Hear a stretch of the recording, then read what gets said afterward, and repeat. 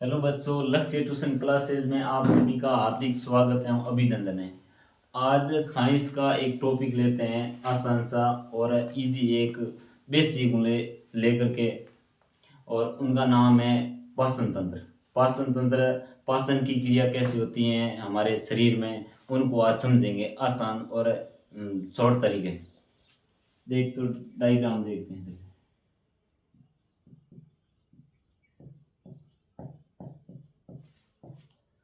पाचन तंत्र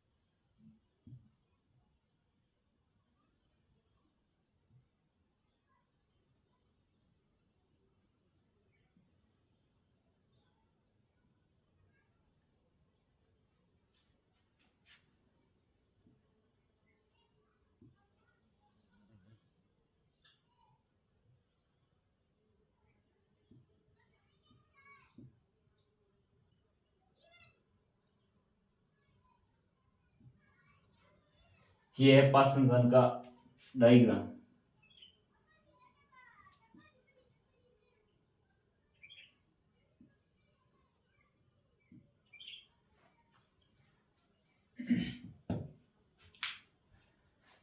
पाचन तंत्र मुख से स्टार्ट होता है।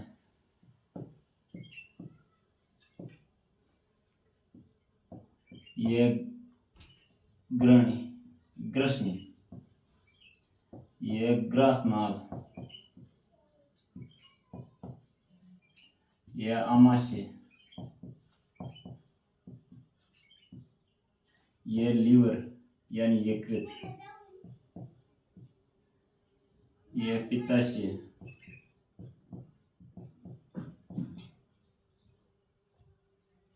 ये अग्नाशय,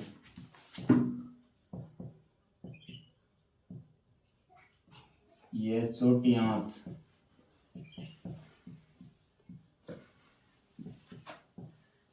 ये बड़ी आंत, और ये ग्रहणी, ये अपेंडिक्स,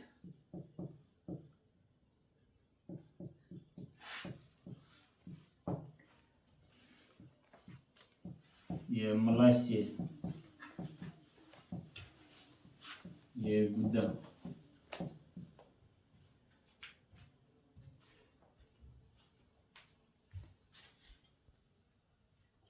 पाचन तंत्र, ये पाचन तंत्र का डायग्राम है। पाचन तंत्र में विभिन्न अंग, और तंत्र का ही मतलब होता है कि विभिन्न अंगों से मिलकर ही पाचन की प्रक्रिया को पूरा करने या प्रोसेस को पूरी करना या पाचन प्रक्रिया को पूरा करना। देखो, आर नाल, आर नाल में सभी अंग मिलकर एक आर नाल बनी होती है, एक भोजन को पचाने या पाचन प्रक्रिया करने की। और पाचन तंत्र, पाचन प्रक्रिया में आर नाल का एक महत्वपूर्ण योगदान है। आर नाल एक मुख से स्टार्ट होती है और गुदा तक चलती है। और आर आर नाल की लंबाई होती है लगभग 32 फीट। कितनी होती है? 32 फीट, यानी 9 मीटर, 9 मीटर लंबी होती है। मुख से स्टार्ट होकर एनस यानी गुदा तक चलती है। और इसमें सारे अंग होते हैं, जैसे पहले मुख, दूसरा मुख गुहा, श्वास नली, ग्रसनी, यकृत, ग्रास नली, आमाशय, पित्ताशय, अग्नाशय, और ग्रहणी, छोटी आंत, बड़ी आंत, और बाद में अपेंडिक्स। अपेंडिक्स एक अवशेषी अंग है। और इसके बाद है मलाशय, और लास्ट में होता है गुदा। इसमें आर नाल मुख से स्टार्ट होती है और गुदा तक चलती है। और इसके आर नाल की लंबाई होती है 32 फीट, यानी 9 मीटर। और इसमें सारे अंग होते हैं, ये डायग्राम में बताए हुए सारे। और इसके अन्य और होता है अंग, एक होती है पाचन ग्रंथियां। पाचन ग्रंथियां पहले होती हैं एक लार ग्रंथि, और दूसरी होती है यकृत ग्रंथि, और तीसरी होती है अग्नाशय ग्रंथि। ये तीनों ग्रंथियां मिलकर भोजन का पाचन करने में मदद करती हैं, भोजन को पचाने में ये हेल्प करती हैं। और ये मुख में पाई जाती हैं, लार ग्रंथि और यकृत ग्रंथि, यकृत और लीवर में ही पाई जाती हैं। लीवर एक अंग है इसमें, यकृत में। और अग्नाशय, अग्नाशय भी अंग है, इसमें पाई जाती हैं ये अग्नाशय ग्रंथि। ये भोजन को पचाने में काम करती है। और इसके आगे देखेंगे, पहला पहला अंग कौन सा है, मुख। मुख को देखते हैं, और मुख को देखने से पहले देखते हैं पाचन। पाचन किसे कहते हैं, पाचन क्या होता है।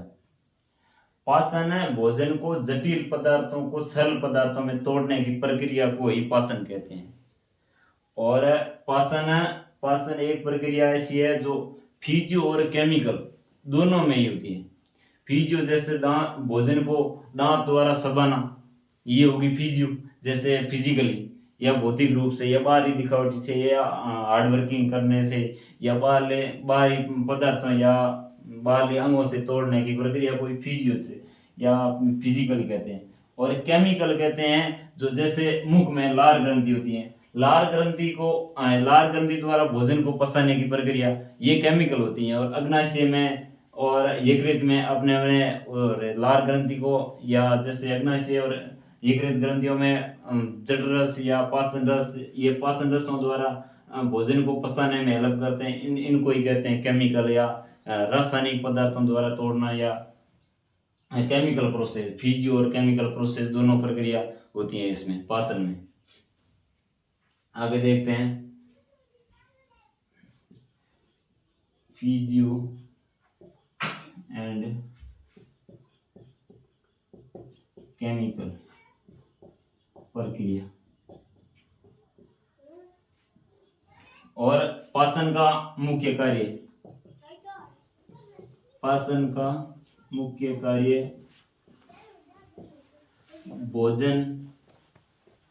भोजन से ऊर्जा का निर्माण करना, ये पाचन का मुख्य कार्य है। पाचन का मुख्य कार्य भोजन से ऊर्जा प्राप्त करना या निर्माण करना, बस इतना ही है पाचन का कार्य। आगे देखते हैं,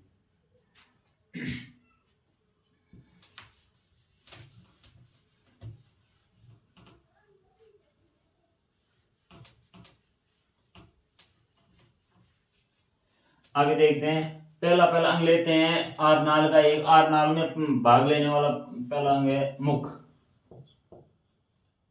मुख से ही हमारी आर नाल या पाचन क्रिया स्टार्ट होती है। जैसे मुख है, मुख में लार ग्रंथि होती है। लार ग्रंथि कितने जोड़ी होती है, 3 जोड़ी होती है।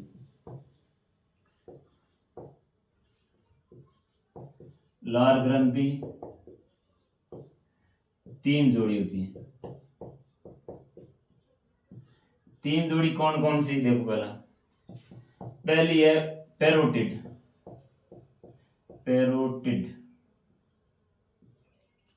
पेरोटिड एक लार ग्रंथि का पहला भाग है। ये सबसे बड़ी ग्रंथि होती है।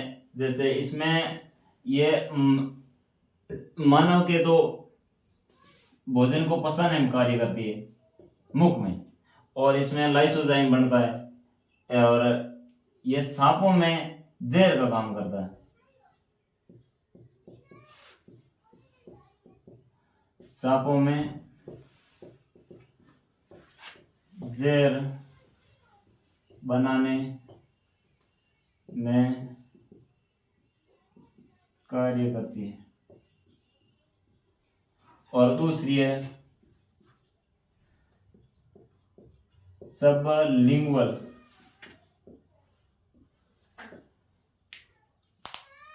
और यह तीसरी सबमैंडिबुलर।